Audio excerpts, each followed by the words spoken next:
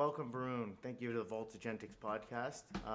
So, Varun, tell me a little bit about Complyjet and your journey in getting here to where you're at today, and a little bit about what you guys do. Thanks, Hani, for having me.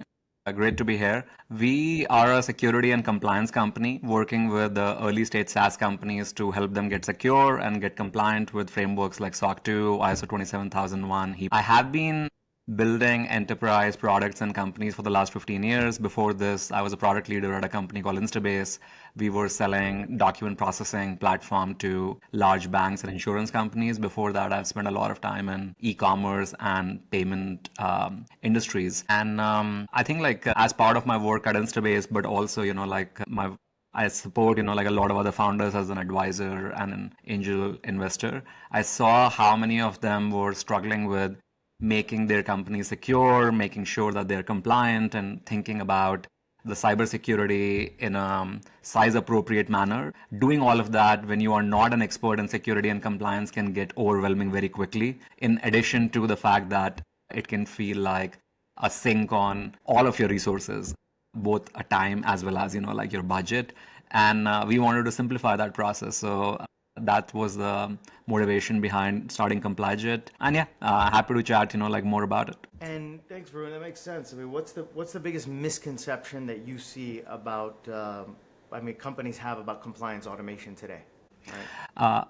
I think there are two, perspectives that we come across, quite often. First is there are a lot of people who treat compliance as a check in the box. But you are an early stage sales focused founder, you get surprised, in your procurement process, and you run helter skelter. What is SOC 2? How do I get it? And then, treat it, purely as a check in the box exercise. The second misconception I see often is people think that I only need, these compliances when I'm a much more mature company. I have, a few hundred people, I'm selling to, large enterprises. But a lot of, security best processes can help secure your, company and your customers, data along with. And that's true at, every size. And a lot of the new tooling which is available just makes that, much easier. You now do not have to, break your bank in order to do that. So I would say those are the two most common, misconceptions we see out there in the market. Yeah, no, that makes sense. And I think, a lot of times, and you're seeing it more and more, obviously, startups popping out for agility. How are companies balancing that agility, right, with the regulatory readiness as AI expands, right? As we get into this agentic world, how are you seeing that balance? I think there is a lot more pressure on all the companies from a regulatory point of view. Just like, like any other technology, the opportunities are plenty, and, they are there to create value, but also create, a lot more threats. For example, a lot of people are, building systems around, content is, really easy to manipulate using, AI at a very, very sophisticated scale. Now we are not talking about, somebody, sending a phishing email, which is, generic and, is going out. Hani will be receiving, something which has, read all of his online presence and, is tailored, for him. We are, increasingly seeing a lot of, executives getting, targeted across, all large, companies with that.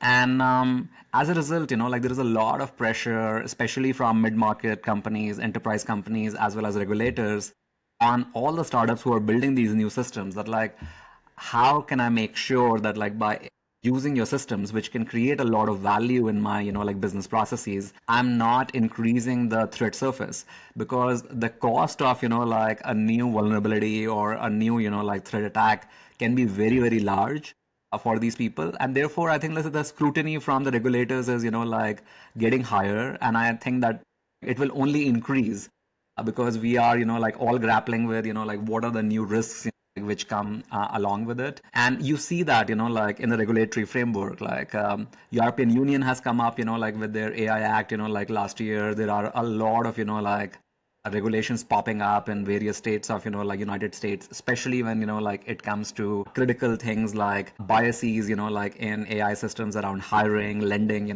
These are decisions which affect people in a very, very deep way. So yeah, I think the challenge for the builders is how do you navigate all of this and, like stay nimble without getting, like buried inside, like the regulatory work.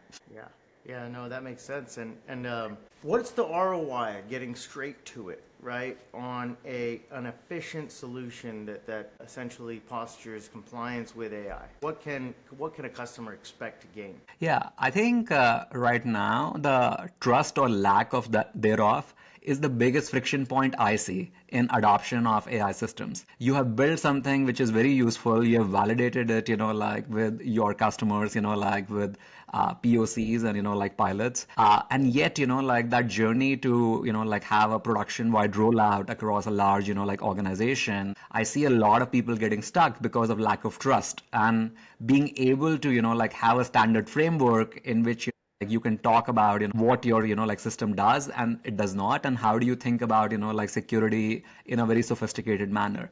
And I think like it is very very similar to how people started thinking about the risk like when the cloud adoption happened. Like people were happy with like having on-prem software, and suddenly like here was this like cloud like software where my data was going, and it took us a few like years to come up with all of the regulatory frameworks and standardize the compliance around it. I think we are in the early stages of doing that, and we need something very similar with like various kinds of AI systems. The ROI is like purely adoption and like being able to create value, which like a lot of builders out there are like hoping to.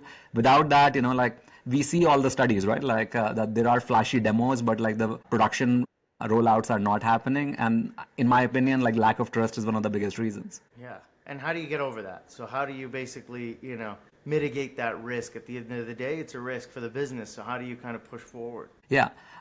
If you see that like there are a few new standards, like which are coming through. For example, like ISO, like has come up with a new framework called 42001, which is, like very focused on how you do, like the processes around, like building your AI systems and, like maintaining that and, like the security guardrails around it.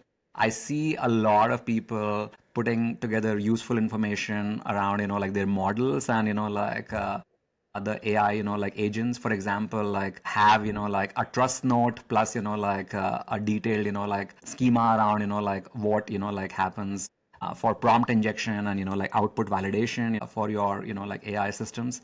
And I think like it's very similar to, like how people started, like building trust centers, like a decade ago. And it was a mark of like, I've got this figured out and, like, let me show you, like how.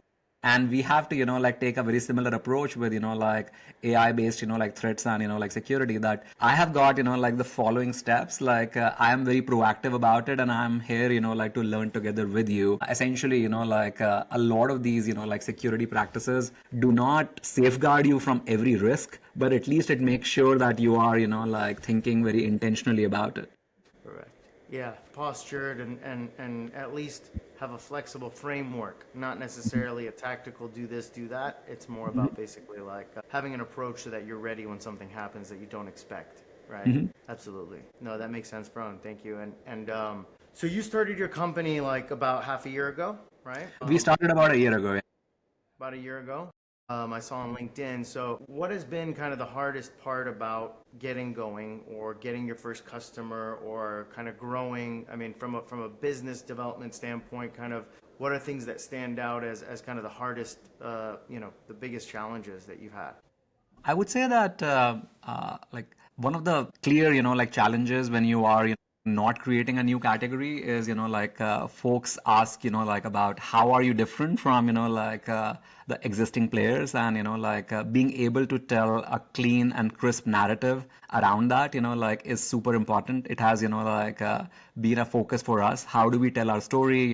Like whether it is any like of our own content or like any sales meeting, having like that narrative is really important. I think the second aspect like which every young organization has to prove out there is, are you going to be around like in 18 months time? If I adopt you, like I do not want to be implementing a new security and compliance solution in 12 months time, like if you go out of business. And are you here for the long run, like so building like trust around that is like also really important.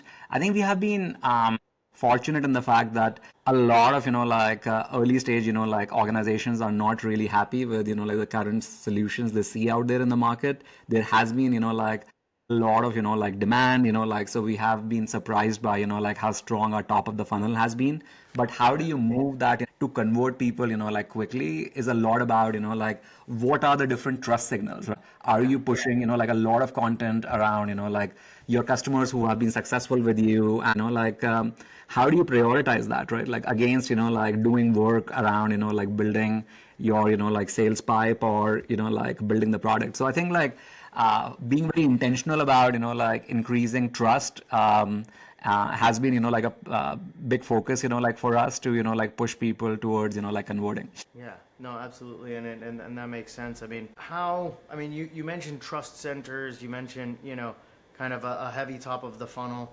Like, what are some ways that you are trying to differentiate right now, or really kind of like striving to be different out there? Yeah, I think if you look at a lot of existing solutions, like the SaaS valuations have tanked, right? Like, so everyone is adopting like a AI first positioning is necessary, whether you are a public company like Monday, or you are a small startup. And how do you show that you are not using AI as a bolt-on, but it's something that you have built throughout your product as well as organization. And I think for us, there are two clear takeaways. One, on the product, how do we reimagine each workflow by using the AI capabilities. For example, two of the things which take up a lot of time inside security and compliance. One is you are creating a lot of artifacts like policies, risk registers for the first time. Now we can create a lot of them for you using and use human in the loop to make sure you are satisfied with them. Another thing is before you go for any of the audits, essentially a lot of folks are doing an internal audit assessment check, and that requires essentially assessing a lot of unstructured data, which can be done really well to point out the gaps in your processes or your evidence. And that is something that we have done. I think it's also really important for builders to think about how they are creating an organization for 2025 and not 2021. A lot of the processes can now be made more efficient if you are leaning into a lot of this AI tooling, whether it is building your product more quickly, or thinking about outreach in a smarter way. I think that's what we embrace. We have pushed everyone inside the company to compress skills. We do not have separate roles, like having a product designer or a PM, or we have people who are bringing all of those three skills to the table. And it is possible to do that using a lot of the tooling which is available now. And as a result we are able to move faster and in a much more efficient way versus when I was building my last company in 2020. And I think both of them are really important from my perspective.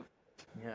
Yeah, no, that's fascinating, and I'd love to hear more actually on that. What are some of the roles? You don't have titles? Is it more you group together similar functions and amplify the human with a bunch of tools around, and that's it, right? So Yeah, I think a lot of this, comes back to curiosity. One of the things that, is a very sensitive topic out there. We are seeing, some large layoffs, happen with, public tech companies, and a lot of people are scared, about, what happens to their skills and how do they survive in the competitive landscape out there, in 5 or 10 years time.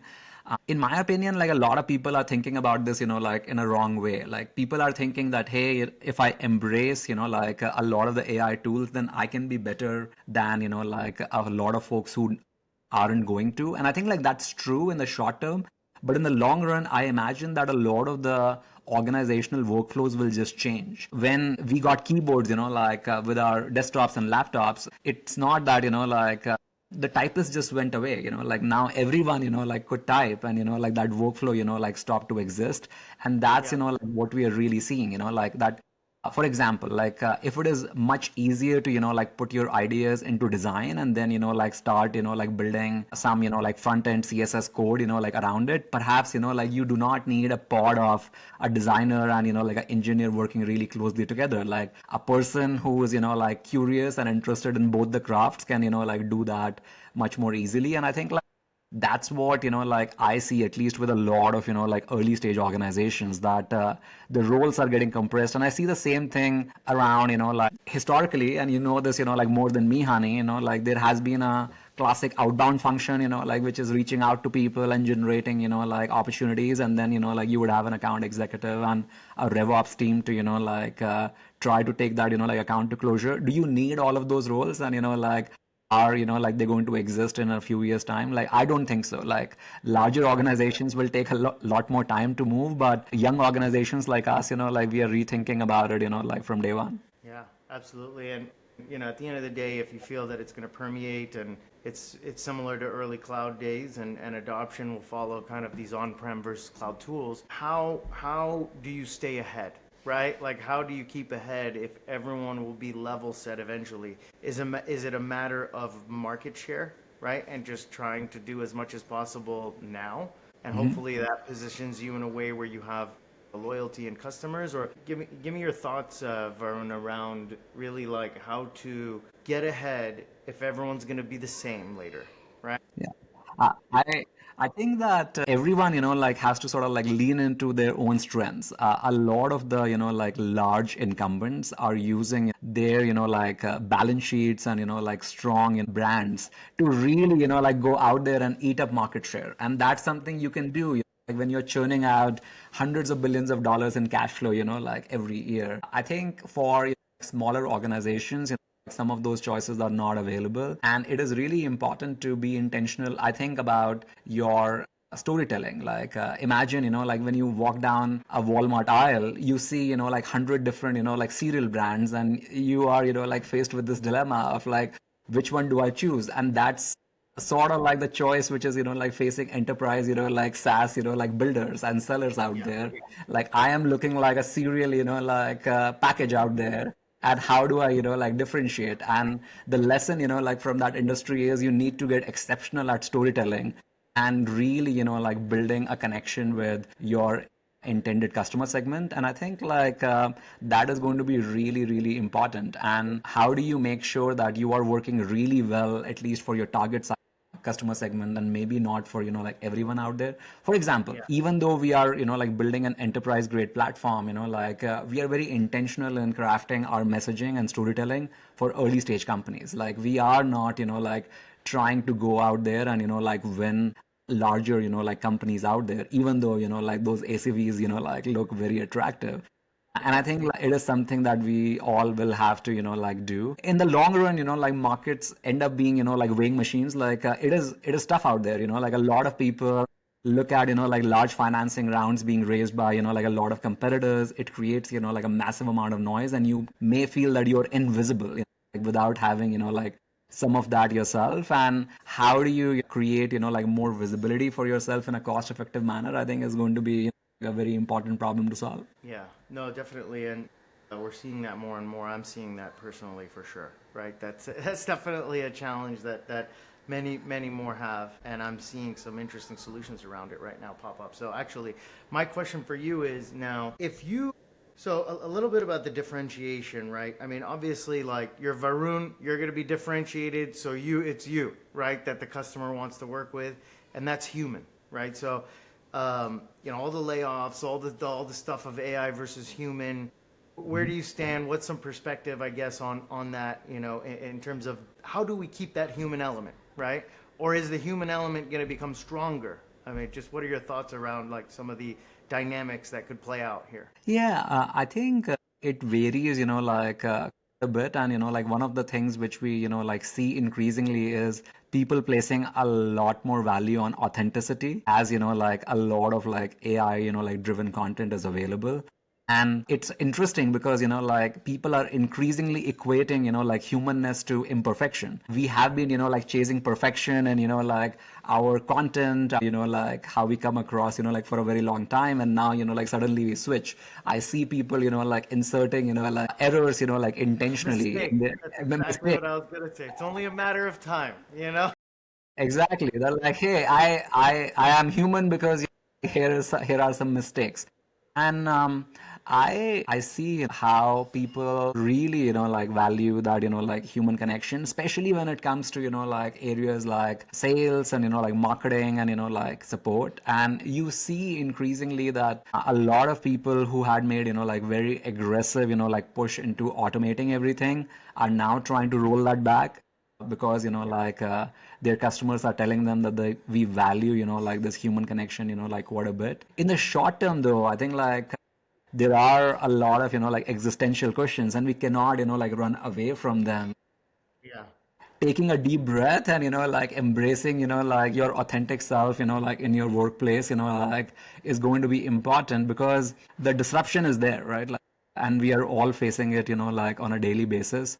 Being an ostrich like is a really poor strategy right now. uh, Yeah. so like and I think like it's important to acknowledge that like the anxiety is often like it is very hard to acknowledge that like we may not know like what's going to happen like in a couple of years time, but that's like really true. Like right now like everyone is really like concerned about that, but like I perhaps knew, like what the path looks like as a CEO for, like my organization. I knew, like my career path as, like a young sales professional. And now those paths do not look very clear. And how do I, like embrace learning and constant experimentation to, like figure that out? That's the only opportunity we have. Otherwise, it's going to be, like really hard, like if we try to reach for, like the old framework around, like certainty and doing, like the same things. Yeah, no, that resonates with me, and I think that's super important. Thank you for the message, Varun. I think that's great for everybody to hear. You know, be authentic, be intellectually curious, pop your head out, don't be an ostrich. These are things that I think are very important in the transition. Oh yeah, yeah, for sure.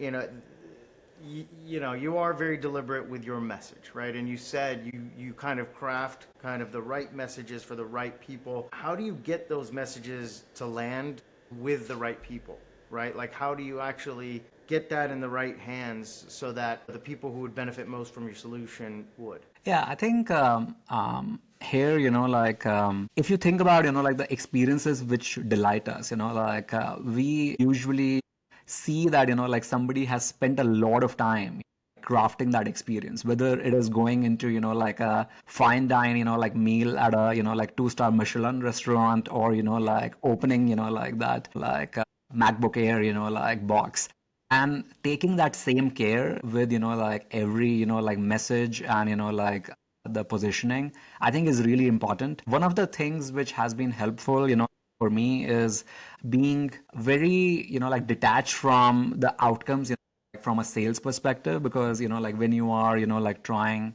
to do that with prospects, then you can like lose sight on like how is your message landing. And like we spend a lot of time and like just really looking at the conversion may not have happened, but like is this person like really leaning in like in the story that we Yeah. are telling. And I think like being able to detach those two things has been like quite helpful for us to get feedback. We have been I think like very clear on like the mission and like why we have started like this journey does not change, but the tactics around like what story like we tell at what period of time like can like change like continuously based on like what we are seeing out there in the market. And I think like that has been quite helpful for us. Like we also like do not put a lot of pressure on ourselves. We imagine that like, hey, maybe we are in like grade Z right now, and like it will take us some time to like really mature up, Yeah. and like that takes like some of that anxiety away also.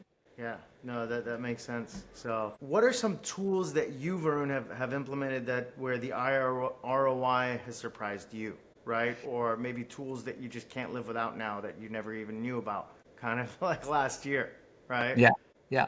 I think like one of the things which is like very very helpful for me is like meeting notes tool, like because I'm on, like so many different, like conversations, it's really hard for me to retain Yeah. what, like is coming out of every conversation. I personally use Granola. It is, like I like the form factor. It is not very invasive, like compared to some others. A lot of folks, like on our team are using, like Codex, like which is the OpenAI offering, like to accelerate, like how fast, like they are able to, like put, like things together.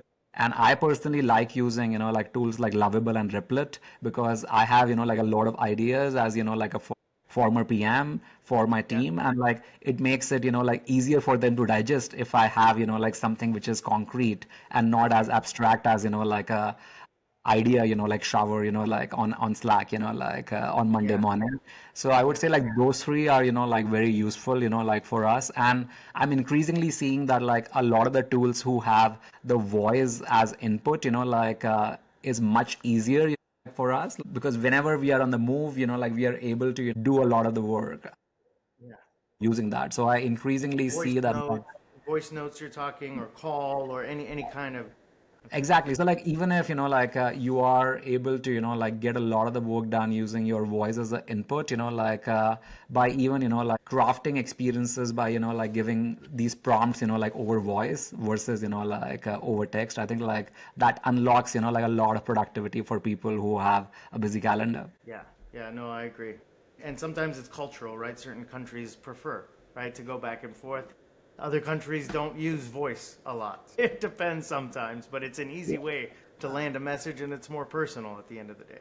So. Yeah, absolutely. And I think like as a founder who's building a globally remote organization, it is very important for us to be deliberate about internal communication as well. We are, like we need to be making sure that like everyone is clear on, like what we are doing. So, yeah, I think that point around culture is also, like very, like appropriate. Yeah. Awesome. Well, Varun, we're getting to the end of 2025 now. We're going into the new year. What are your ambitions? What are your, goals? What would you like to accomplish in the next year? I I am looking forward to, like ski with my kids and, like help them, like get their, like first baby slopes, like over these, like holidays. And Yeah. then, like, yeah, looking forward to, like a lot of, like exciting, like product stuff we have in store, like for our customers in Q1 and continue the momentum, like on the growth side. But yeah, like really looking forward to hit those slopes, honey, like That's for the the most holidays. important. That's the most important thing. How old are the kids, and what slopes are you getting to? The kids are, like 6 and 8, and yeah, like they have enjoyed, like skating in the past, but we are, like hoping to hit, like some slopes in Central Asia, like over the winter. Nice. That sounds like it'll be a blast. Yeah. So last question. You talk a little bit about some product stuff. You mentioned growth. Are there specific KPIs you're looking to achieve? What are the hurdles or the challenges you see kind of getting in the way of growing next year, and how are you mitigating those? Yeah, I think like as I mentioned earlier, like we think a lot about, like how can we improve our trust with our prospects, which, like helps them move faster and, like the overall sales cycle. And I think like that's something which, like we are, like looking to continuously improve upon. Another thing, like which we see is as we like talked in our conversation, AI is creating a lot of uncertainty around like what are the right like security measures and compliances, and helping like a lot of our customers like think about it proactively rather than react, like once something bad has happened is something we have like a lot of work ahead of us on that front. Awesome. Well, thank you very much, Bruno. It was a pleasure talking to you. Thank you for your time. Absolutely, like lovely to have the conversation. Thanks for having me.